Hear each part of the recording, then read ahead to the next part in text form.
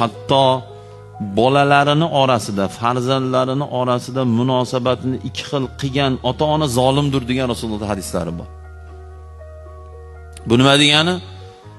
Bitta bolasi o'rtacha pul topadi, bitta zo'r pul topadi. Ko'p ota-onalarda uchraydigan xatolardan bittasi yaxshi joyda ishlaydigan, yaxshi pul topadigan bolasiga boshqacha muomala qiladi. "Key bolam o'tir" deydi, yoniga o'tkazadi. "Tezda go'sht qovur, olib keling kelin" deydi. Pul topmaydigan bolasiga "Ha, keldingmi, yaxshimisan? Ha, bo'pti, so'rab qo'y" deylar deydi. O'tiran demaydi. "Yaxshimisan? So'rab qo'y." Bu degani tur yo'qol degani, hali tarjima qilib gapirsangiz. Nima bo'ladi u bola? Конечно, dili ranjitdi. Chunki jinniga ham yasnaku. Nimaga bunaqa bo'layotgan?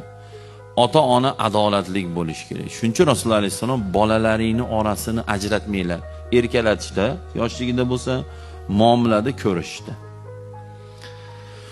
Bu degani 4 ta o'g'ildan keyin bitta qizni erkalatib olmaylik, 5 ta qizdan keyin bitta o'g'ilni ham erkalatib olmaylik. Unga narsa olib kelib, bularga olib kelmasak, bu adolatsizlik.